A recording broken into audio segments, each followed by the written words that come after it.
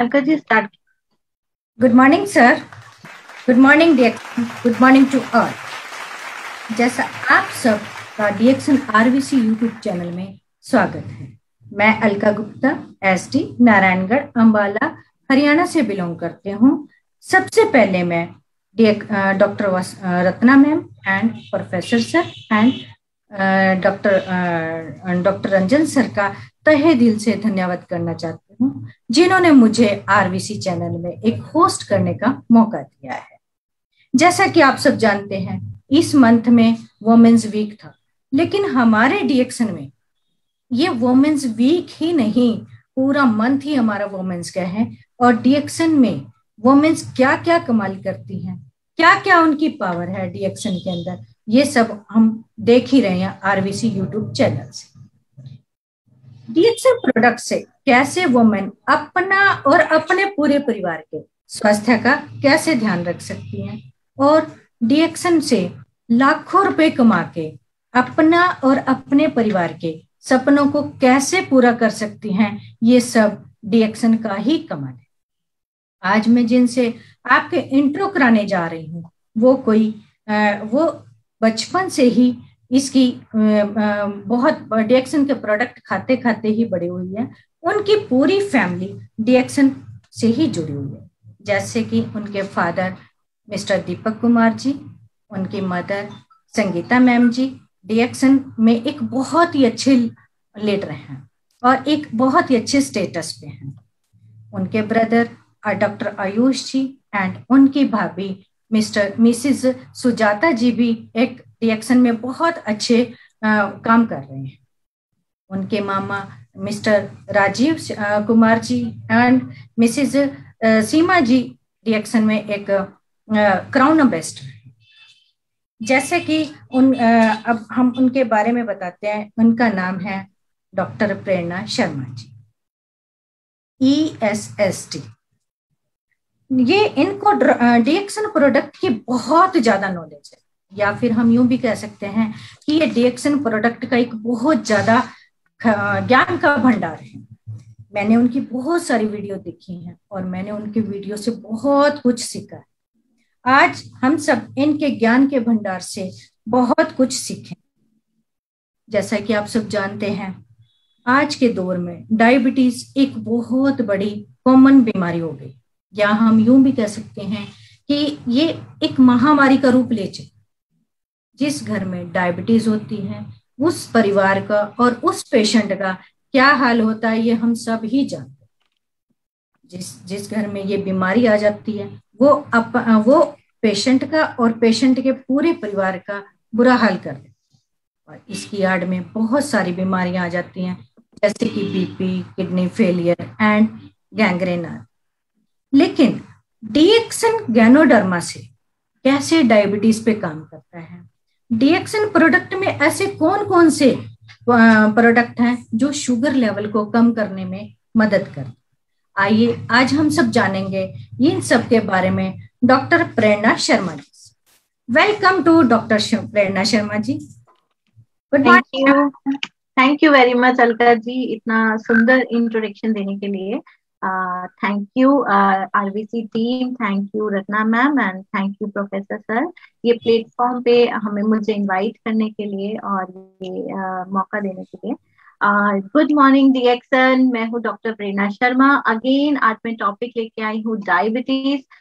सो आज के टाइम की जो सबसे बड़ी प्रॉब्लम है वो है डायबिटीज, और अगर डाटा हम चेक करें तो हर 11 लोगों में से एक इंसान को डायबिटीज की प्रॉब्लम है।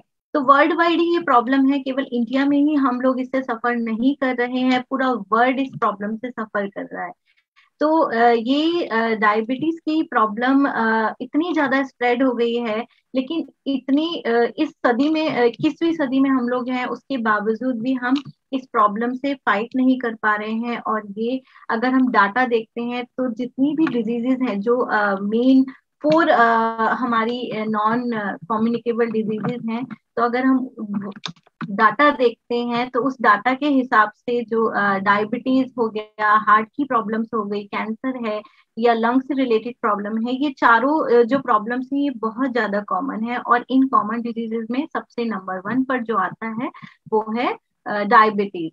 सो डायबिटीज के जो केसेस अगर डाटा पर ध्यान दें तो ये अनुमान लगाया जा रहा है कि 2045 आते आते लगभग 650 मिलियन से भी ऊपर हमारे पेशेंट डायबिटीज के हो जाएंगे, और ये बहुत ही खराब बात है।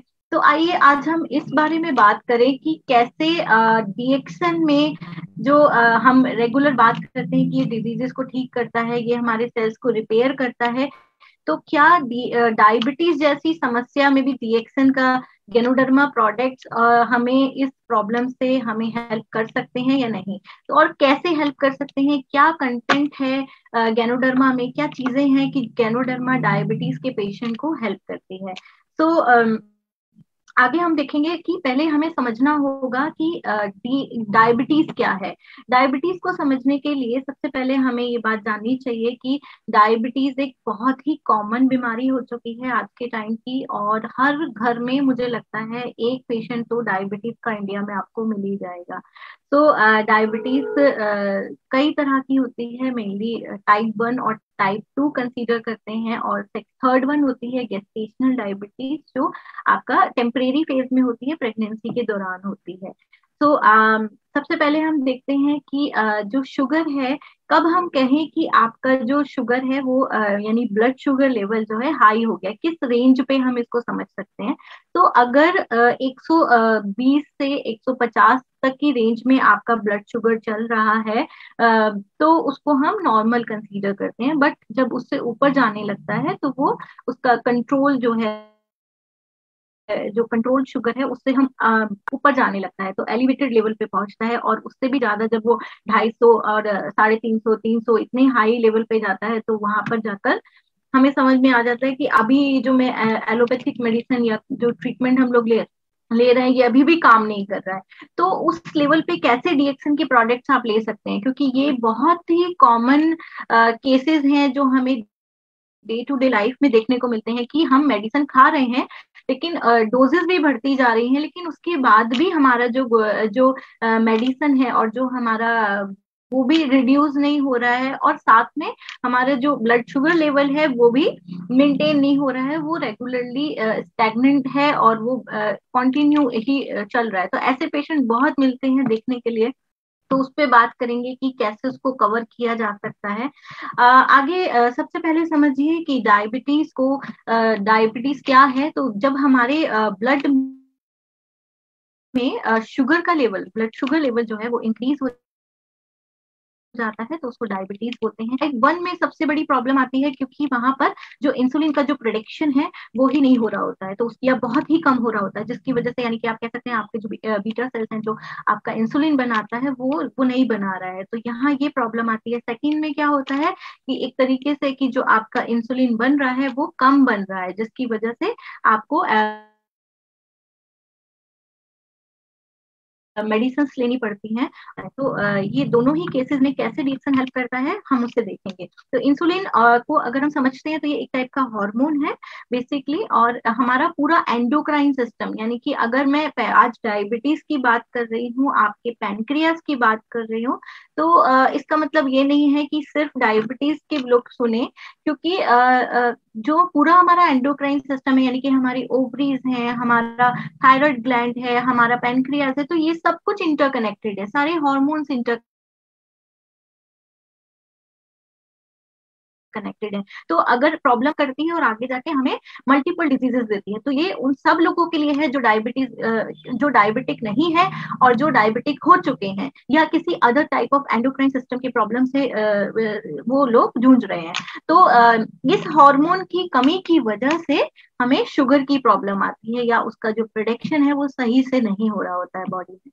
अब कैसे हम इसको समझ सकते हैं, एक बहुत ही आसान सा तरीका है इसको समझने का कि आपकी बॉडी में जो हमारे सेल्स होते हैं ना, क्योंकि सब कुछ पूरा सिस्टम सेल से चल रहा है, हम सब हमारी बॉडी पूरी जो बनी है वो सेल्स से बनी है और सब कुछ सेल्स में है। हम कहते हैं ना डीएक्सन में हम स्पिरुलिना लेते हैं, हम आरजीएल लेते हैं और ये सेलुलर लेवल पर वर्क करता है। तो कोई भी फूड जो हम खाना खा रहे हैं, तो जब वो डाइजेस्ट होता है और जब वो हमारे जो भी कंटेंट हमारी बॉडी में जा रहे हैं, जब वो डाइजेस्ट होते हैं तो फाइनल चीज क्या बनती है, ग्लूकोज बनती है। तो ये बहुत ही सिंपल सी चीज है, लेकिन हमारी पूरी बॉडी का जो फ्यूल है, जो हमारी ये जो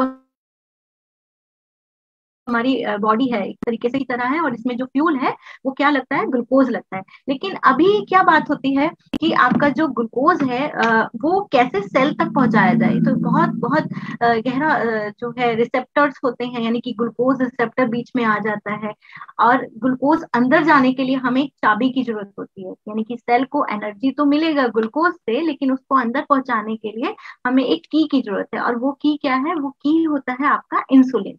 तो जब वो इंसुलिन आपकी बॉडी से रिलीज होता है और वो की आपके सेल तक पहुंचती है, तब आपका जो ग्लूकोज है वो आपका सेल कंज्यूम कर पाता है, ले पाता है फॉर एनर्जी, है ना। तो तभी हमारी बॉडी एनर्जी। तो यूजुअली क्या देखा जाता है कि जो डायबिटीज के पेशेंट है उनको क्या प्रॉब्लम होती है, उनकी सबसे बड़ी प्रॉब्लम होती है कि उन लोगों को थकान महसूस होती है, वो हमेशा टायर्ड महसूस करते हैं। उन्हें कभी भी अक्सर वो लोग देखे जाते हैं कि वो थके हुए हैं, एनर्जेटिक फील नहीं कर रहे हैं। उसका मेन रीजन यही है कि वो खाना तो प्रॉपर खा रहे हैं, लेकिन उनके खाने में जो बॉडी में इंसुलिन नहीं है प्रॉपर, तो उसकी वजह से जो वो ताले हैं, सेल के जो लॉक हैं, वो सही से नहीं खुल रहे हैं। तो वो नहीं खुलेंगे तो ग्लूकोज अच्छे से अंदर नहीं जाएगा, या जो भी आप फूड से ले रहे हैं, आपका डाइजेस्ट भी हो गया, खाना भी अच्छा खाए, लेकिन जो फाइनल कंटेंट बना वो आपकी सेल तक नहीं पहुंचा, यानी कि जो फ्यूल है वो सेल तक नहीं पहुंचा। ये ऐसे समझिए कि आप पेट्रोल पंप तक तो गए,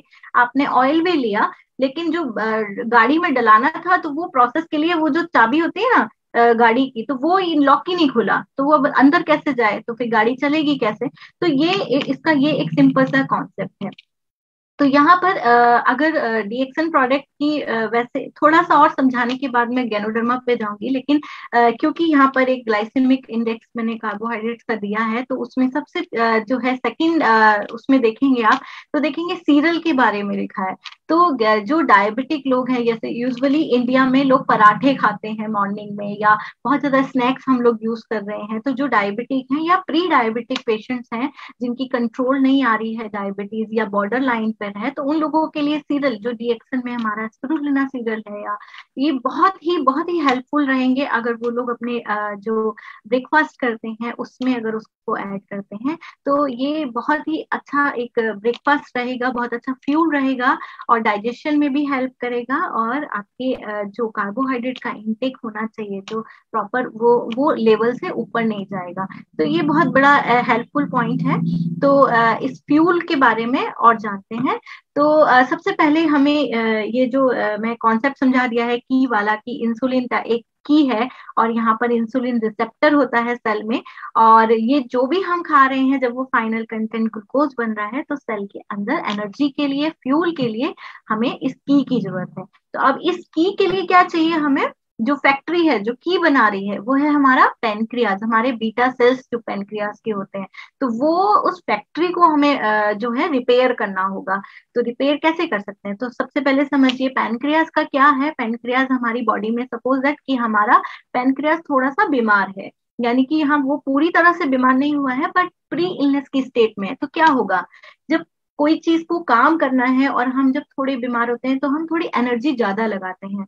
तो सेम थिंग होती है कि अभी आप बीमार नहीं हुए हो, अभी आप डायबिटिक डायग्नोज नहीं हुए हो, लेकिन आपकी बॉडी में due to your eating habits, due to your आपकी हेरिडिटरी हो सकती है, या आपका जो पेनक्रियाज है वो जेनेटिकली वीक हो सकता है।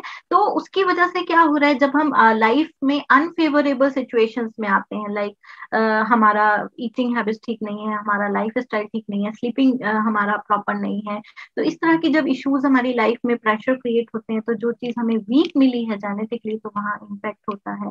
या हमारे बहुत ज्यादा एक्सपोजर हो रहा है केमिकल्स का, तो उसकी वजह से भी हो सकता है। तो हमारा पेनक्रियास जो है वो अब प्रेशर में आ गया, क्योंकि उसको जो है इंसुलिन रिलीज करना है। तो उस पॉइंट पे क्या आता है कि पेनक्रियास ओवरवर्क कर रहा है, तो कुछ टाइम तो आपके, कुछ साल तो आपके चल जाते हैं, आप आपकी बॉडी खुद से काम कर रही होती है, और आपका जितना भी फंक्शनिंग है बॉडी की वो प्रॉपर चल रही होती है। लेकिन टाइम के साथ में क्या होता है कि जैसे जैसे टाइम आपका पास होता है, धीरे धीरे आपका वो ऑर्गन थोड़ा वीक होता है और फिर वो थक जाता है। तो जब वहां पर जब वो ऑर्गन वीक होने लगेगा, टायर्ड होने लगेगा, तो धीरे धीरे प्रोडक्शन कम होने लगेगी। और प्रोडक्शन कम होने से क्या होगा, आप जो प्री इलनेस में थे या फिर जो बॉर्डर लाइन पे इल थे होगा, ब्लड में वो इंक्रीज हो जाएगा और वो हाईली ब्लड शुगर जो है उनका बढ़ जाएगा। तो ये एक कॉन्सेप्ट है कि कैसे हमें अपनी बॉडी को, अपने बॉडी के हर एक ऑर्गन को, कि मैं केवल पैंक्रियाज ही नहीं बोल रही हूँ, प्रॉपर सारे ऑर्गन को हमें किस तरह से ध्यान देना है कि अगर हम कहीं पर भी वीक हैं, या हमारी जो डेली जो हमारी हर 6 मंथ में हम लोग जो रिपोर्ट्स अपनी कराएं, और उसमें अगर हमें कहीं लगता है कि बॉर्डर लाइन शुगर है, या हमारे एंडोक्राइन सिस्टम में कहीं भी कुछ हमारा थायराइड के इश्यूज हैं या कुछ वेरिएशन आ रहा है, तो उसको हम वहीं पर स्टॉप कर सकते हैं। हम गैनोडर्मा प्रोडक्ट्स अपनी डाइट में ऐड करके उन चीजों को हेल्प ले सकते हैं। तो अब जब ये सिस्टम में प्रॉब्लम आनी शुरू हो जाती है, आपका जो ग्लूकोज इंसुलिन का जो सिस्टम बना हुआ है, नहीं कि ग्लूकोज और इंसुलिन है, दोनों जब साथ में जब होंगे बॉडी में, तो आपका सेल्स में फ्यूल जाएगा। तो ये सिस्टम जब आपका खराब होता है, तो ये कंडीशन होती है जैसा पिक्चर में दिख रहा है कि आप वर्क कर रहे हैं, आप ऑफिस में हैं या स्कूल में हैं, या कुछ भी आप घर का काम करें, तो आप हमेशा टायर्ड महसूस करते हैं, स्लीपी महसूस करते हैं। तो ये मेरा एक यहाँ पर मैं एक एग्जाम्पल देना चाहूंगी। मेरे एक पेशेंट हैं मिस्टर अरुण, और शायद वो मीटिंग भी सुन रहे हैं मेरी। तो उनका जो A1C था वो हाई आया था। तो रेगुलर हाई चलो 13 था, फिर 8 हुआ, 7 हुआ। तो उनके केस में वो बहुत अच्छे से गैनोडर्मा प्रोडक्ट ले रहे थे। उन्होंने कोई भी एलोपैथिक मेडिसिन उनकी बॉडी में नहीं डाला, उन्होंने शुरू ही नहीं किया वो ट्रीटमेंट। वो मेरे पास आए, उन्होंने साइड बाइट मुझसे होम्योपैथिक कुछ मेडिसिन ली और रिएक्शन के प्रोडक्ट्स यूज करने शुरू किए, जैसे ही मैंने उनको रिकमेंड किया था स्पिरुलिना और आरजीजीएल खाने के लिए। और आप यकीन करिए, वो बिल्कुल भी टायर्ड नहीं रहते हैं और बहुत चीयर अप रहते हैं हर समय। वो मतलब सुबह 5 बजे उठ के वो सारा घर का, क्योंकि काम करते हैं, और बहुत ही एक्टिव पर्सनालिटी है। तो शुगर के पेशेंट्स ऐसा नहीं है कि एक्टिव नहीं रह सकते हैं। अगर आपकी डाइट, अगर आपका लाइफ स्टाइल पे थोड़ा सा आप फोकस करें, तो ये जो प्रॉब्लम है, टायर्ड आप रहते हैं, तो ये प्रॉब्लम बहुत अच्छे से सॉल्व की जा सकती है। वेट बढ़ने की बहुत ज्यादा प्रॉब्लम होती है लोगों को, और ये भी ऐसा होता है कि आप शुगर के लिए आप डायबिटिक डिटेक्ट नहीं हुए हो, आप बॉर्डर लाइन पे हो, या आप हो चुके हो, बहुत सालों से आपको डायबिटीज है और आपका जो वेट है वो बढ़ता जा रहा है। उसका रीजन भी इंसुलिन रेजिस्टेंस हो सकता है, और मैक्सिमम केसेस में होता भी यही रीजन है। तो इसको अगर हम कंट्रोल कर सकते हैं, तो धीरे धीरे हम अपने वेट को भी कम कर सकते हैं। तो ये भी वाइस वर्सा है कि या तो आप वजन कम करिए और तो आपका शुगर कंट्रोल होगा, और अगर आपका शुगर कंट्रोल है तो आपका वजन भी ऑटोमेटिक जो है प्रॉपर रहने लगेगा। हर किसी के केस में नहीं होता है, बहुत लोगों के केस में होता है ना, वजन गिरने लगता है, वजन डाउन एकदम से दिखाई देता है कि 5-7 किलो गया। लेकिन लेडीज में डायबिटीज है, बट उनका वजन बढ़ रहा है, वो हार्मोनल चेंजेस बहुत ज्यादा बॉडी में होते हैं, और उसकी वजह से मेंस और वुमेन्स में मैक्सिमम सिम्टम सेम होते हैं, लेकिन कुछ सिम्टम फीमेल्स में अलग होते हैं। उसके बारे में मैं आगे बताऊंगी। तो टाइप 1 डायबिटीज के केसेस में क्या क्या सिम्टम्स मैक्सिमम देखे जाते हैं, वो होता है यूरिन का बार बार आना, बहुत ज्यादा प्यास लगना, बार बार प्यास लगना, और बार बार भूख लगना। तो ये तीन मेन सिम्टम है। लेकिन इसकी साथ ही और बहुत सारी चीजें आती हैं, जैसे यूटीआई की प्रॉब्लम बहुत ज्यादा फ्रिक्वेंट हो जाती है।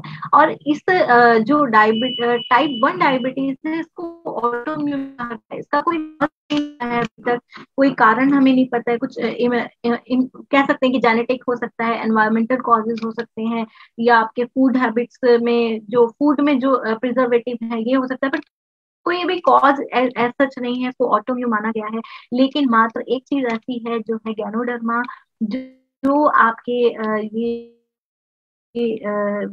हेल्प कर सकती है टाइप 1 डायबिटीज में भी। मैंने अभी कभी ट्रीटमेंट का वे नहीं देखा है, लोग मेडिसिन इंसुलिन पे आना पड़ता है, लेकिन अगर आपकी डोजेज इंसुलिन की बहुत ज्यादा हाई चल रही है और आप गैनोडर्मा कंज्यूम करना स्टार्ट करते हैं तो ये प्रॉब्लम धीरे धीरे आपकी सॉल्व होनी शुरू होती है। और इसी के साथ में जो अदर कॉम्प्लिकेशंस आपको शुगर की आती हैं डायबिटीज की वजह से, जो अदर कॉम्प्लिकेशंस बॉडी में है, उसको बहुत ज्यादा हेल्प करता है।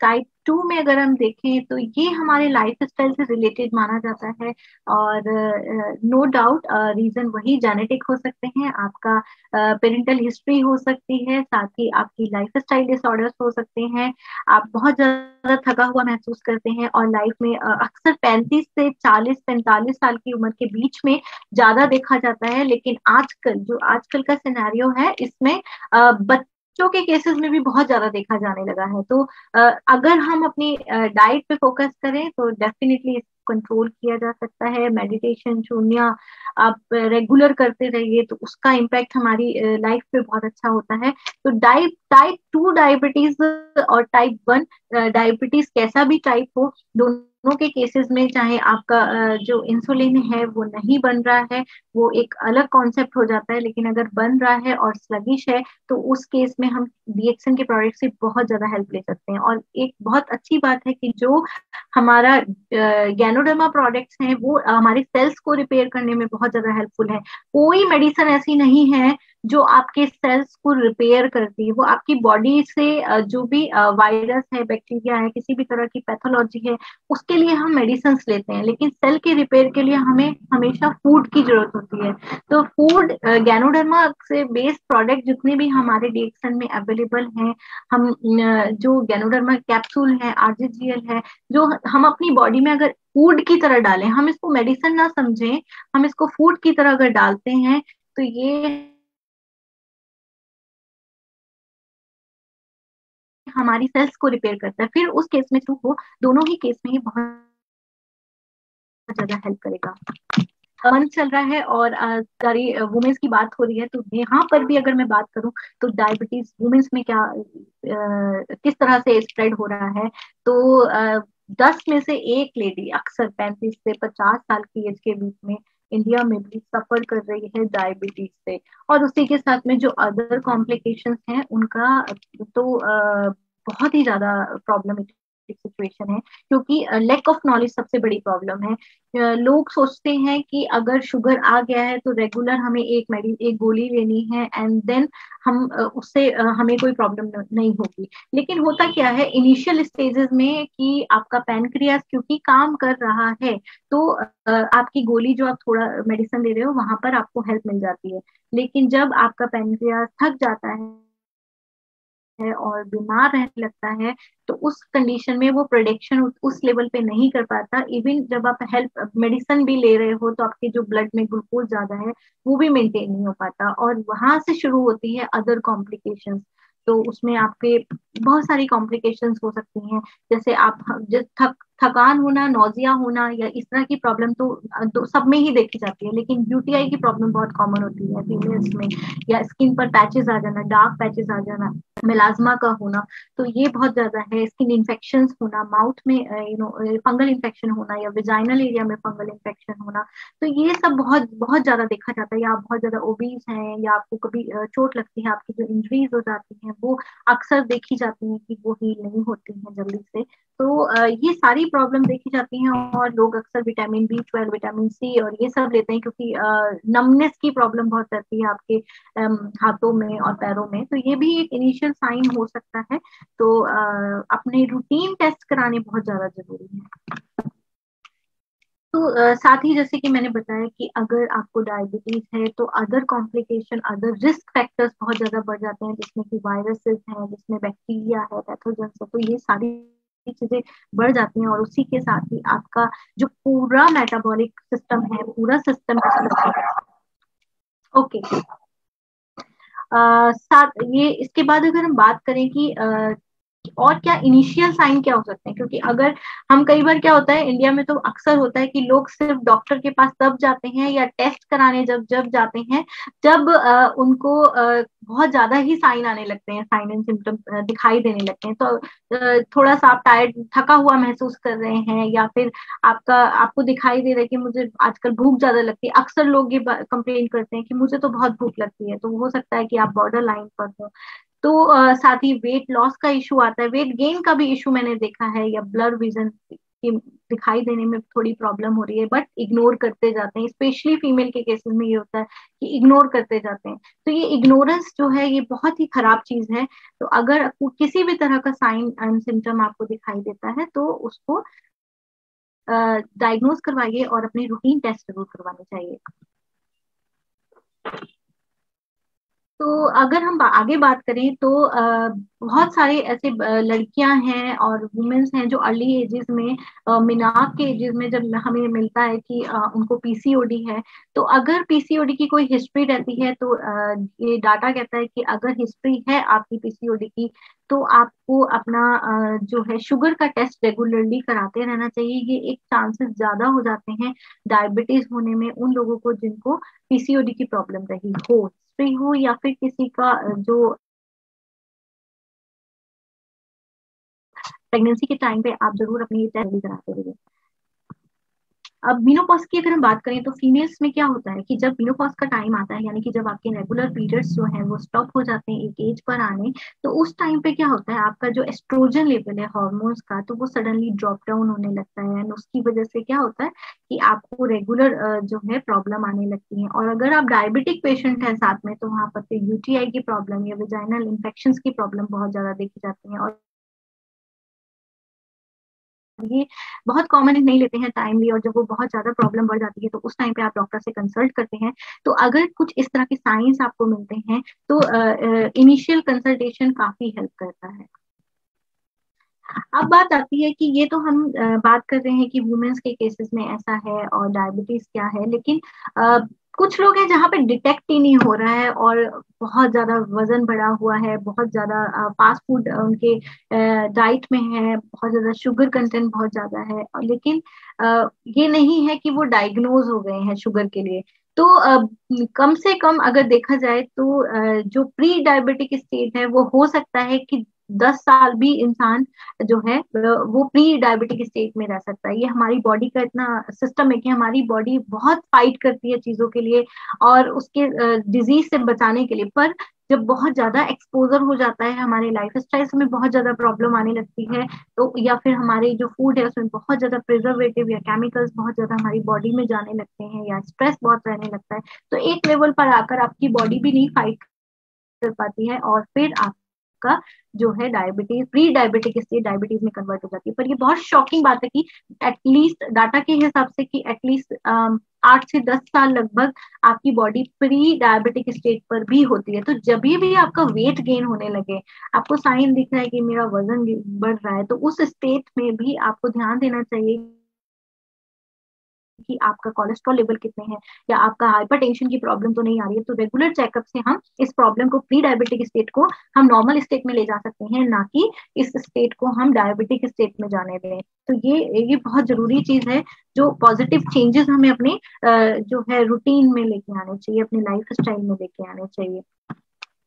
तो डायबिटीज और प्री डायबिटिक स्टेट को समझने के लिए डाइजेशन को बहुत जरूरी है समझना, क्योंकि जिस तरह से हम खाना खाते हैं या जो भी हमारे फूड में जा रहा है, चाहे वो कार्बोहाइड्रेट हो, फैट्स हो, प्रोटीन हो, फाइनली वो बनता है ग्लूकोज है।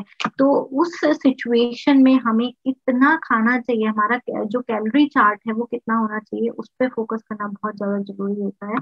तो किसी भी तरह का जो फूड आप ले रहे हो अपनी बॉडी में डाल रहे हो, तो उसको अगर हम वॉच करके खाएं कि हम रेगुलर क्या खा रहे हैं, क्योंकि हम आपकी हिस्ट्री रही है या आपके जो अदर टेस्ट हैं वो ठीक नहीं आ रहे हैं, तो काफी आपको हेल्प मिल सकती है डायबिटीज से बचने में। अब ये सब करने के बाद, क्योंकि आप ये देखते हैं कि लोग ऐसा नहीं है कि अब बिल्कुल ही अवेयर नहीं है, बहुत सारे लोग जब डायबिटीज स्टेट में भी आ जाते हैं या प्री डायबिटिक होते हैं तो कॉन्शियस हो जाते हैं अपने लाइफ स्टाइल को लेकर, अपने खाने पीने को लेकर, लेकिन कई बार फिर भी रिजल्ट नहीं आता है। तो अगर इतने प्रिकॉशंस के साथ में भी रिजल्ट नहीं आ रहा है तो उसके लिए हम क्या कर सकते हैं? उसके लिए हमें कुछ एडिटिव हर्ब्स की जरूरत होगी अपने डाइट में ऐड करने के लिए। तो फर्स्टली हमें ये समझना होगा कि प्री डायबिटिक अगर हम हैं, यानी कि हमारा जो ब्लड में जो ग्लूकोज का लेवल है, अगर वो लेवल हमारा कंट्रोल से थोड़ा सा अप आया है या बॉर्डर लाइन पे आया है, तो उस स्टेट में हमारे पास एक अपॉर्चुनिटी होती है कि हम इसको यहाँ पर संभाल लें। तो उस अपॉर्चुनिटी के लिए आरजीजीएल गैनोडर्मा प्रोडक्ट्स जो है कैसे हेल्पफुल हो सकते हैं, ये वही वो लोग तो जो डिक्सन मीटिंग सुन रहे हैं और जो इसको कंज्यूम कर रहे हैं वो लोग जान सकते हैं कि कैसे ये अगर आप अपनी डाइट में ऐड करते हो तो आपकी लाइफ की जो प्रॉब्लम्स हैं वो सॉल्व होने लगती हैं, आपकी सेल्फ जो है रिवाइव होने लगती हैं, और आपकी बॉडी एक अलग ही एनर्जी लेवल पे जाती है। तो ये एक अपॉर्चुनिटी की तरह लीजिए और डाइट में थोड़ा सा चेंज करिए। तो क्या क्या और चेंज कर सकते हैं? जैसे डाइट कर सकते हैं, एक्सरसाइज कर सकते हैं, स्लीप स्लीप का बहुत ध्यान रखिए, क्योंकि लोग अक्सर 2 बजे 3 बजे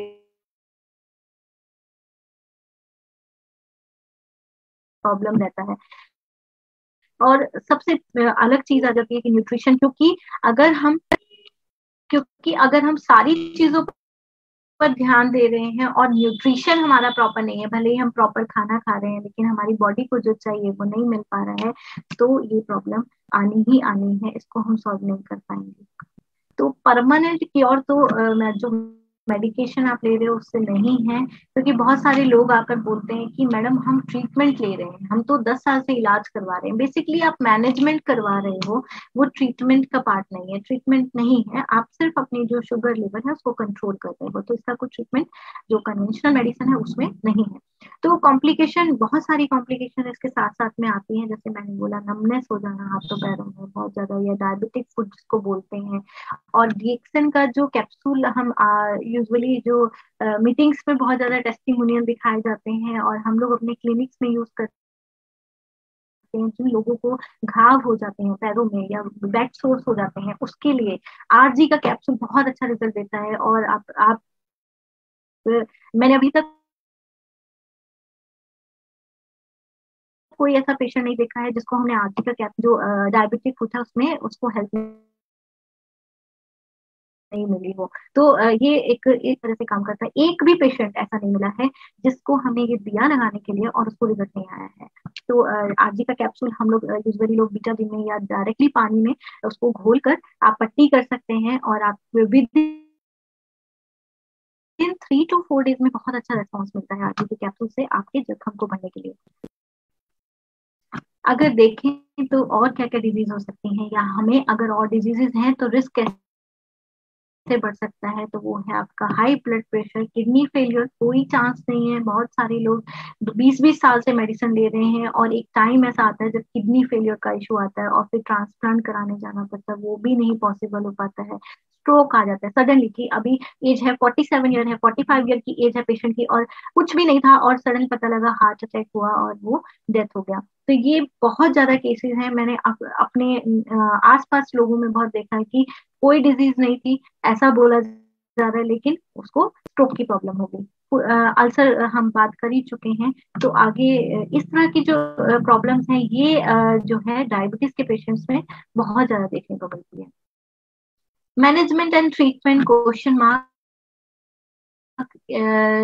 सेम बात है कि हम ट्रीटमेंट सोचकर मेडिसिन कंटिन्यू करते हैं कि डायबिटीज हो गई है तो चलिए इलाज कराते हैं, लेकिन कोई भी केस में हम सिर्फ इसको कंट्रोल कर सकते हैं, हम इसको क्योर नहीं कर सकते। तो क्योर करना और ट्रीटमेंट करना सेम है कि थायराइड के पेशेंट्स होते हैं, वो थायराइड की मेडिसिन जो लगातार, तो वो फिर भी वो चीज ठीक नहीं हो रही होती है, सिर्फ कंट्रोल हो रही होती है, डोजेस चेंज हो रही होती हैं। तो सेम शुगर में भी सेम होता है कि डोजेस आपकी चेंज होती हैं, लेकिन आपकी मेडिसिन नहीं हटा सकते हम। तो ये बेसिकली मैनेजमेंट है जो आपका कन्वेंशनल ट्रीटमेंट है वो सिर्फ मैनेजमेंट पार्ट पे काम कर रहा है, क्योंकि वो सेल्स को रिपेयर नहीं कर रहा है। वहां पे वो जो आपकी प्रोडक्शन हाउस है आपका, यानी आपका पेनक्रियाज है, जहां से आपका इंसुलिन निकल रहा है, जहां से जिस की जरूरत है, तो वो उस फैक्ट्री में कीज ही नहीं बन रही है। तो इसीलिए वो सिर्फ आपका जो ब्लड में जो ब्लड शुगर लेवल इंक्रीज हुआ है उसको वो जो है कंट्रोल कर सकते हैं। तो यहाँ ये एक प्रॉब्लम है जिसको मैं बोलती हूँ कि ये मैनेजमेंट हो रहा है, ट्रीटमेंट नहीं हो रहा है। अब यहाँ पर दो टाइप के ट्रीटमेंट है, दो टाइप के मेडिकेशन है। तो एक है कि जहां पर आप क्योर हो गया है तो उसको थोड़ा सा फोर्स किया जाता है, जिससे कि इंसुलिन जो है वो ज्यादा बने और आपका ब्लड लेवल जो है कम हो जाए। दूसरा तरीका क्या है, दूसरे तरीके में आपकी शुगर को सप्रेस किया जाता है, क्योंकि आपके जो आते हैं, जो आपका पेट है, वहां पर एब्जॉर्प्शन को बढ़ा दिया जाता है। तो ये दोनों ही लेवल पे ये जो है ट्रीटमेंट के पार्ट हैं। तो इस तरह से मेडिसिन काम करती हैं, लेकिन इन मेडिसिन के कि क्या साइड इफेक्ट्स हो सकते हैं लॉन्ग रन, कि अगर आप जो लोग लंबे समय से डायबिटीज की मेडिसिन ले रहे हैं, आपके ब्लड वेसल्स में हार्डनिंग हो जाएगी, जिसकी वजह से हार्ट डिजीज होने के चांसेस बहुत ज्यादा होते हैं। उसके साथ ही इंटरफेरेंस हो सकता है आपके मेटाबॉलिज्म में, और वो हो सकता है, आई थिंक टर्म गलत है, होता ही है। और उसके बाद आपका धीरे धीरे वजन बढ़ने लगता है। तो जो दोनों चीजें हैं, अगर यही चीजें आपकी बॉडी में डिस्टर्ब होगी तो आपको अदर डायबिटीज के साथ साथ में और भी बहुत सारी बीमारियां गिफ्ट के रूप में मिल जाती हैं। तो ये तरीका जो है बैलेंस करने के लिए, मैनेज करने के लिए ठीक है, पर क्योर नहीं देता है। तो गैनोडर्मा का जो आज मेरा टॉपिक है, role of ganoderma in diabetes, वो क्या है, गैनोडर्मा क्या करता है। डेफिनेटली गैनोडर्मा आपकी बॉडी में एनर्जी को बूस्ट करता है, आपके ब्लड सर्कुलेशन को अप करता है। उसी के साथ में जो मेन चीज है आपके गैनोडर्मा में, पॉलीसैकेराइड्स हैं, जो हेल्प करते हैं आपके ब्लड में, जो एक तरीके से इंसुलिन की तरह ही वो काम करता है, और आपकी जो सेल्स हैं उसके अंदर जो है ग्लूकोज को भेजने में हेल्प करता है। तो इंसुलिन का जो सॉल्यूशन है, कहीं ना कहीं जो आपके भोजन से आपको मिलना चाहिए, वो आपको गैनोडर्मा से मिलता है। तो गैनोडर्मा को अगर हम देखें तो बहुत सारे काम है, आपके सर्कुलेशन को बहुत ज्यादा हेल्प करता है, आपकी स्टेमिना को बढ़ाता है, रिजुविनेट करता है आपके सेल्स को, आपके सेल्स को क्लींस करता है। क्योंकि ये भी देखा गया है कि अगर आपकी जो सेल्स हैं उसमें बहुत ज्यादा कचरा है या फैट बहुत ज्यादा जमा हो गया है, तो उसकी वजह से भी ग्लूकोज अंदर नहीं जाएगा, सेल का फ्यूल नहीं मिलेगा। तो उस चीज में भी गैनोडर्मा हेल्प करता है कि गैनोडर्मा क्लीन करता है आपके सेल्स को, ऑक्सीजन देता है आपकी बॉडी को। तो जब ऑक्सीजन और न्यूट्रिशन दोनों चीजें आपके सेल के अंदर प्रॉपर जाएंगी, तो डेफिनेटली आपका सेल रिपेयर होगा, आपके सेल में न्यू जो है लाइफ आएगी। तो डीएक्सन जो गैनोडर्मा है, डीएक्सन ने जो इंट्रोडक्शन दिया है गैनोडर्मा का दुनिया को, तो गैनोडर्मा एक संजीवनी बूटी की तरह काम करता है। तो गैनोडर्मा में जो पावर है हमारी बॉडी को, हमारे सेल्स को जो है नरिश करने की, तो वो संजीवनी बूटी की तरह है। तो अगर आप अपनी रेगुलर डाइट में इस संजीवनी बूटी को ऐड करते हैं, तो ऐसी कोई भी बीमारी नहीं है जिससे आप फाइट नहीं कर सकते। आप कैंसर से भी फाइट कर सकते हैं, आप डायबिटीज से फाइट कर सकते हैं, जितनी भी इस तरह की प्रॉब्लम्स हैं जिससे वर्ल्ड परेशान है, पूरी दुनिया परेशान है, सिर्फ मैनेजमेंट कर पा रहा है। लेकिन गैनोडर्मा में वो पावर है कि जिससे हम इस तरह की प्रॉब्लम को मैनेजमेंट के साथ साथ क्योर भी कर सकते हैं, अपनी सेल्स को नए तरीके से उसको जो है लाइफ दे सकते हैं।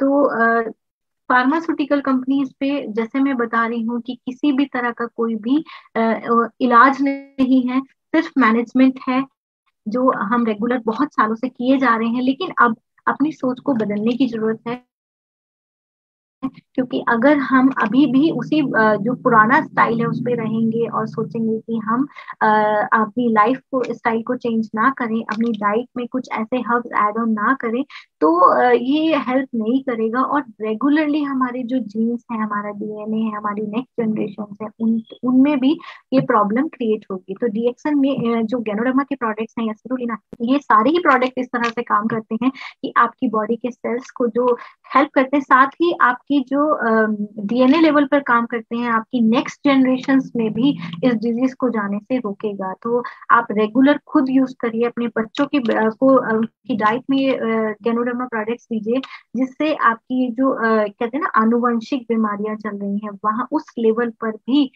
ये हेल्प करेगा।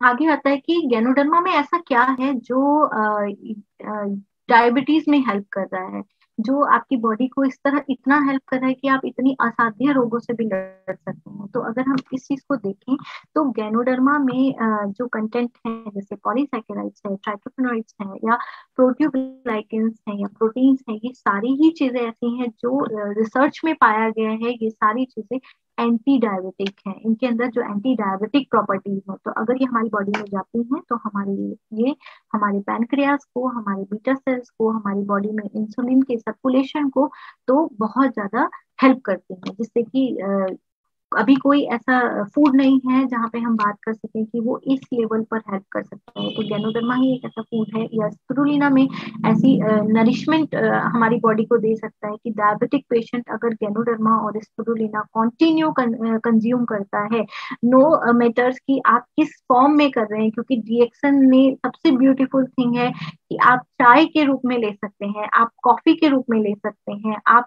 सीरियल के रूप में ले सकते हैं। आपके पास इतने सारे ऑप्शंस आ गए हैं कि आपको अपनी बॉडी में हेल्दी चीज को डालने के लिए ये नहीं सोचना है कि मैं क्या करूं। आप सुबह उठने से लेके रात तक अपनी बॉडी में ये सुपर फूड डाल सकते हो जो आपकी बॉडी को हेल्प करे। और सबसे बड़ी चीज है कि मार्केट में जो टूथपेस्ट हम लोग यूज कर रहे हैं, टूथपेस्ट बहुत ज्यादा प्रॉब्लम करते हैं, जैसे कि तो उसके अंदर बहुत ज्यादा सैक्रीन होता है। तो सैक्रीन क्या करता है, मीठे से भी बहुत बहुत ज्यादा 100 टाइम्स स्वीटर होता है, तो वो हमारी सबसे पहले आंख खुलते ही हमारे मुंह में जाता है। तो डायबिटिक पेशेंट के लिए आई डोंट थिंक ये अच्छा है। जैसे हम लोग होम्योपैथिक, मैं होम्योपैथिक डॉक्टर हूँ और हम लोग मेडिसिन देते हैं तो हम टंग डोज देते हैं। तो सोचिए कि हम 2-3 बूंद दवा टंग पे डालते हैं, तो यानी कि ये पूरा सिस्टम हमारे टंग से हम मेडिसिन का पूरा इम्पैक्ट दे देते हैं बॉडी पर। तो अगर आप सुबह मॉर्निंग में अपने मुंह में एक इतना हाई सैक्रीन वाला पेस्ट या कलर वाला पेस्ट आप अपने मुंह में डालते हैं, तो उसका आप पूरे दिन शुगर नहीं खा रहे हैं, लेकिन आपने सुबह क्या किया, एक गलत पेस्ट अपने मुंह में डाला, तो वो आपके लिए कितना प्रॉब्लमेटिक हो सकता है। तो कितनी सुंदर बात है कि आपके पास डीएक्सन में एक ऐसा पेस्ट है जो जिसके अंदर कोई एडिटिव शुगर नहीं है, जिसके अंदर कोई एडिटिव कलर नहीं डाला गया है, जो आपकी हेल्थ, अगर आप डायबिटिक पेशेंट है तो सबसे पहला काम आपका ये होना चाहिए कि आपके पास वो पेस्ट हो जिसके अंदर गैनोडर्मा पड़ा है, आपके पास वो पेस्ट हो जिसके अंदर शुगर नहीं है, जिसके अंदर सैक्रीन नहीं है, आपके पास वो पेस्ट हो जिसके अंदर कोई कलर नहीं है। और ये वर्ल्ड में हमारी ही ऐसी एक कंपनी है, डीएक्सन कंपनी, जिसमें कोई भी इस तरह का कंटेंट नहीं है। तो गैनोडर्मा आपकी जो सेल है उसकी लाइफ को प्रोलॉन्ग करता है, आपके बीटा सेल्स को हेल्प हेल्प करता है, आपको डायबिटीज होने से रोकता है, या अगर आप डायबिटिक पेशेंट हैं तो आपके जो पैनक्रियाज है उसकी सेल्स को हील करने में बहुत ज्यादा हेल्प करता है। तो हीलिंग एबिलिटी एक ही चीज है जिसमें है, वो है गैनोडर्मा।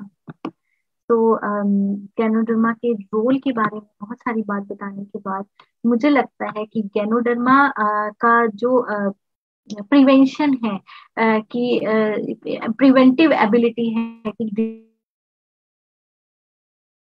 डिजीजेस को कैसे, आपको डीएक्सन कंपनी का बहुत ज्यादा थैंक्स करना चाहिए कि उन्होंने इसको सिर्फ कैप्सूल तक नहीं रखा, इन्होंने उसको आपकी डाइट के जितने भी प्रोडक्ट हैं खाने वाले, जिसको जो डे टू डे लाइफ में आप यूज करते हो, जैसे मैं अभी ऑफिस में हूँ, मेरे पास एक कप है गैनोडर्मा टी मैं पी रही हूँ, तो ऐसे धीरे धीरे आपकी बॉडी में पूरे दिन में ये प्रोडक्ट्स आते हैं और आपके सेल्स को बहुत ज्यादा हेल्प मिलती है। आपकी बॉडी ग्लूकोज चाहिए, एनर्जी चाहिए, ऑक्सीजन चाहिए, सब इसी के थ्रू आपकी बॉडी में जाता रहता है, क्योंकि हम सब बहुत बिजी हैं, हमारा लाइफ स्टाइल इतना इजी, हम कई बार अपना खाना स्किप करते हैं, ब्रेकफास्ट स्किप हो जाता है, कभी लंच स्किप हो जाता है, कभी डिनर स्किप हो जाता है। तो इन सब चीजों में हमारे पास एक बहुत अच्छा सॉल्यूशन है, क्योंकि आज के टाइम में मार्केट में ऐसा कुछ नहीं है जिसपे हम बिलीव कर सकें कि मैं क्या ये खा लूं, क्योंकि प्रिजर्वेटिव बहुत ज्यादा है, ऑयल की क्वालिटी अच्छी नहीं है, तो शुगर बहुत ज्यादा हो गया है चीजों में, तो टेस्ट पे लोग जाने लगे हैं, ना कि क्वालिटी ऑफ फूड पे। तो डीएक्सन में एक ऐसी कंपनी है जहां पर क्वालिटी ऑफ फूड पे बहुत ज्यादा फोकस किया जाता है। तो इसलिए eat for life, eat for taste is also, but eat for life is must. Convention treatment versus hacking of herb versus ganoderma, तो मैं पहले भी बोल चुकी हूँ कि जिस तरह से हम मेडिसिन अपनी बॉडी में डाल रहे हैं, उसी के साथ में हमें गैनोडर्मा को अपनी बॉडी में डालना चाहिए और मेडिसिन की डोजेस को हम धीरे धीरे कम कर सकते हैं।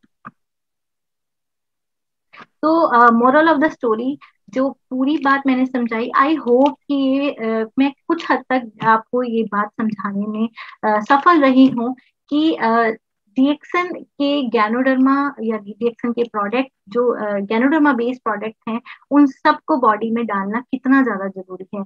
चाहे आप डायबिटिक हैं या आप डायबिटिक नहीं हैं, या आपकी फैमिली हिस्ट्री डायबिटीज से रिलेटेड रही है, या आप बॉर्डर लाइन हैं, तो आप मीनोपॉज के स्टेज में हैं, आप मिनाप के स्टेज में हैं, तो आप किसी भी स्टेज में खड़े खड़े हैं, आपको गैनोडर्मा की जरूरत है। आज की टाइम की जिस सेंचुरी में हम लोग हैं, इस टाइम पर फूड पर फोकस करना बहुत ज्यादा जरूरी है, क्योंकि प्योरिटी बहुत कम है हमारे फूड में, बहुत ज्यादा मिलावट है। हम लोग सुबह से लेके शाम तक जो आटा हम लोग यूज कर रहे हैं, उसके अंदर मिलावट है, क्योंकि पैकेट में आ रहा है। हम स्ट्रीट फूड्स ले रहे हैं या हम रेस्टोरेंट से फूड्स खा रहे हैं, तो उसमें भी कहीं ना कहीं प्रॉब्लम है, और हमारी बॉडी के सेल में बहुत ज्यादा कचरा जाता है, फ्री रेडिकल्स बनते हैं, और यही एक ऐसी हर्ब है, ऐसा फूड है जो आपकी बॉडी से कचरा भी निकालता है, फ्री रेडिकल्स को भी किल करता है,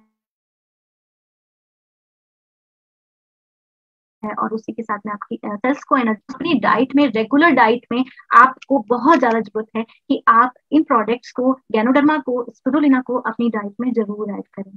तो थैंक यू वेरी मच मुझे सुनने के लिए, और अपने सजेशंस जरूर दें। कोशिश करूंगी नेक्स्ट मीटिंग में, नेक्स्ट पॉइंट पे मैं डीएक्सन के अदर प्रोडक्ट्स डायबिटीज में कैसे हेल्प करते हैं जरूर बताऊं, क्योंकि टाइम कम होता है, तो आज गैनोडर्मा पे फोकस किया है। आगे कोशिश करूंगी ऐसे ही आपको कुछ इंफॉर्मेटिव सेशन देती रहूं। Thank you. Thank you doctor Prerna, आपसे प्रेरणा मिले हम सभी को। आज का आपका टॉपिक में, good morning sir, good morning. आपने जो how ganoderma helps in diabetes management, control और मेंटेनेंस, कुछ भी बताइए। अभी सभी को मालूम है prevention is better than cure,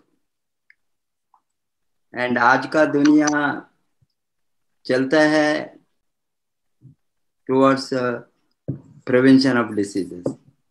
सबको मालूम हो गया है आज प्रिवेंशन के अलावा कुछ भी नहीं है दुनिया में, बिकॉज ये कोरोना आकर हम सबको हिला कर रखा है। ये प्रिवेंशन का जरूरी क्या है, प्रिवेंशन का इम्पोर्टेंस क्या है ये सेंचुरी में। बिकॉज पुराना जमाने में 500 बरस से जो मॉडर्न मेडिकल साइंस आया, उसका रिसर्च आया, 300 बरस से लगातार इसका यूटिलिटी सबको मालूम हो गया। बहुत कुछ रोगों को रोकने के लिए scientific inventions, medical miraculous invention of drugs और प्रिवेंशन और वैक्सीन। अभी कभी भी नहीं सोचा था एक समय में क्या पोलियो को वैक्सीन होंगे, वो आ गए। इसी तरह बहुत कुछ रोगों को अभी वैक्सीनेशन मिलता है। ये बच्चों को ये पैदा होने के बाद 1 बरस, 2 बरस, 3 बरस के अंदर सभी तरह का वैक्सीनेशन मैंने सम ऑफ द डिसीजेस को आज है। But there are many diseases, नया नया रोग आता है। ये पोल्यूशन के कारण, इकोलॉजिकल इम्बैलेंस के कारण, केमिकल्स एमिशन के कारण, अभी हवा में केमिकल, प्योर हवा नहीं है कहीं भी। हम बड़ा बड़ा शहर में खतरनाक हवा को श्वास अभी सेवन करके हम बैठा है। क्या क्या रोग ये खतरनाक हवा से फ्यूचर में आएंगे, because the emission level, industrial emission level और व्हीकल एमिशन लेवल, ये सभी कैलकुलेट करके आज WHO ने बताया है, हंड्रेड्स ऑफ शहर को लिस्ट किया है, वहां हम रहने को नालायक है, डेंजरस है, डेंजरस जोन में हम already we are living in big cities. इस तरह का समय में ये सभी तरह का रोगों का मल्टीप्लिकेशन होते ही रहेंगे। अभी सभी तरह का रोगों को रोकने का प्रयास भी चलते ही रहेंगे। अभी लगभग 100 इयर्स के ऊपर कैंसर के बारे में जानकारी आने के बाद सभी तरह के कैंसर, एक तरह के कैंसर नहीं, it has been said there are 220 variety of cells in human body. There are 220 types of cancer. Every organ has different types of cancer. And this एक डिसीज के बारे में बातें करें तो billions of dollars have been spent, but उसका cure अभी तक हमारे सामने नहीं आया है, उसको कोई रोकने का साधन भी नहीं है। इन फ्यूचर में हो सकता है, we don't know, there may be vaccination for cancer also, because one day the research will bring the, or there may be drugs, there may be medicine, but there are many things like lifestyle diseases, like diabetes, blood pressure, kidney failure, heart attack, liver failure, they सभी all organs, brain degeneration, Alzheimer's disease, these are all not bacteria, virus से और fungus से आने वाला रोग नहीं है, ये सभी लाइफस्टाइल डिसीजेस। मॉडर्न टाइम में उसको लाइफस्टाइल डिसीजेस बताया। ये लाइफस्टाइल का मॉडिफिकेशन करे तो ये डिसीजेस को हमने प्रिवेंट कर सकता है, रोक सकता है, एट द सेम टाइम आगे तो भी कंट्रोल कर सकता है। डायबिटीज आने के बाद में how to manage, that is the most important thing today everybody must learn and live even with the diabetes. We have seen in medical history 30 years, 40 years, 50 years diabetes, they live 85, 90, 100 years also with the proper management. Hence proper maintenance and management के लिए ये जो आधुनिक invention of old जड़ी बूटियों, ये सभी हजारों बरस के पहले, बट आज हमारे साथ साइंटिफिक एविडेंसेस है। लोगों ने पूछा है क्लिनिकल ट्रायल, अभी न्यूट्रिशनल ट्रायल, ये तो क्लिनिकल ड्रग ट्रायल नहीं है।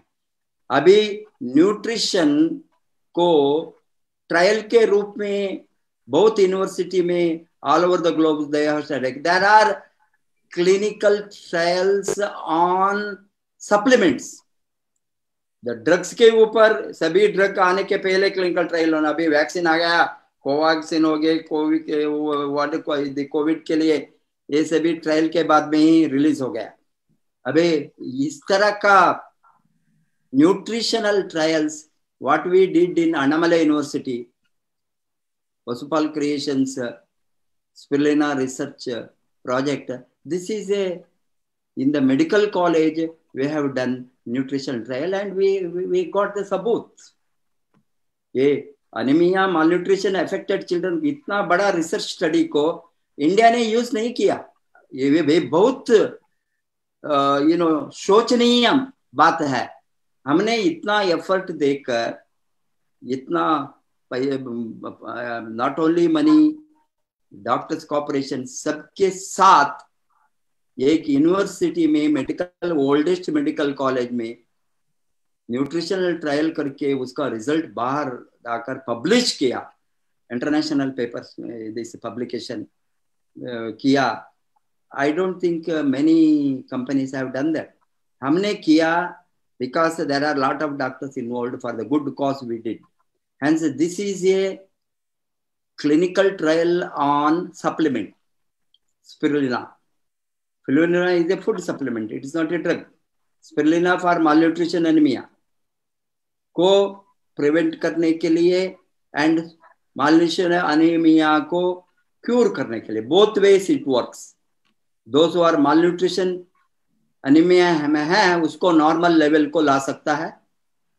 Those children, those who are affected birth by birth or stunted, of course many damages cannot be reversed. That's why we say that spirulina must be given at the pregnancy level, because the child which is born with the acute malnutrition, underweight, then it can become an idiot, but it cannot, its brain may not develop. These are all the permanent damages which happens in the 9 months period during pregnancy. Hence, it is the mothers, they must have the awareness, they must take the care of their own child during that period and take the right nutrition. And Ganoderma honge, spirulina honge, hamara noni, sab, every our product are helpful to prevent diseases and maintain diseases. Mainly, the role of Ganoderma is amazing. That's why it is called as king of herbs. A self-regeneration and rejuvenation. That is a tremendous work, this great herb. For the last known evidence 5,000 years, unknown information more than 10,000 years, human beings have used. And supplements are for prevention if it is used from, used right from the mother's womb. Because prevention must start there. Many organs are damaged because of lack of proper development of child. Either brain growth, kidney growth, organ growth. Organ growth must be given, which must have enough nutrition. That is the bricks for building the, for building a mansion, as you require a brick as a basic. Similarly, nutrition is required at that very, very tender age or during pregnancy. And afterwards, if young age, children are cautioned about lifestyle diseases. ये lifestyle diseases क्या क्या damage होता है, diabetes कैसा आता है, BP कैसा, और cancer, ये सभी disease का बारे में publicity awareness को create करे तो ये लोगों ने 15 बरस, 12 बरस, 18 बरस में ये wrong diet को नहीं जाएंगे. अभी children start smoking even at the ages, high school level, I have seen. Because, and they go for, alcohol, drug addiction, everything. Because of the wrong, and such people are early, they are susceptible for early diabetes or blood pressure or heart problems or various health problems, lifestyle disease. इसीलिए इसको prevention, Ganoderma is not only diabetes management. Of course, as you told, it is for every disease, it will be helpful to prevent, because it is a master preventer.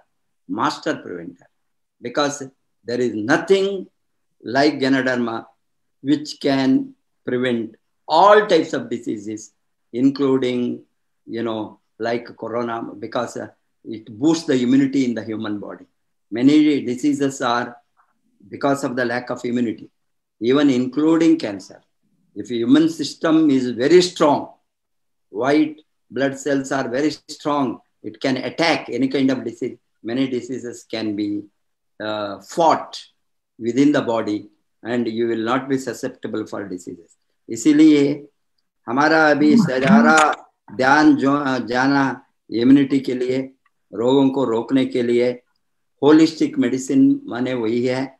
ये सभी कोई भी particular system of medicine को ये connected नहीं है.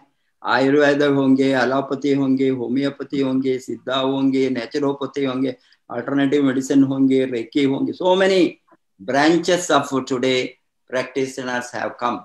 Everybody, one thing common which can be used is product like Ganoderma. Hence it is holistic, it is whole body impact, देह का सर्वे, that's what it is, cellular level it works, and it is an adjuvant. ये सभी को वो मालूम होना, वो इसका भी पब्लिसिटी होना. It is not a drug, it is an adjuvant. And आज modern medicine has accepted integrated medicine, and future will be the combination of various types of medicine, including natural medicine, which are required to prevent diseases and promote health. That is why हमने ये sector में हम बताते हैं wellness revolution. Wellness माने क्या है? Illness को रोकने के लिए वेलनेस बताता है. वेलनेस रेवोल्यूशन का है. ये वेलनेस का क्रांति क्या है? रोगों को रोकना वेलनेस का क्रांति है. प्रिवेंशन इज ये वेलनेस का क्रांति, वेलनेस रेवोल्यूशन है.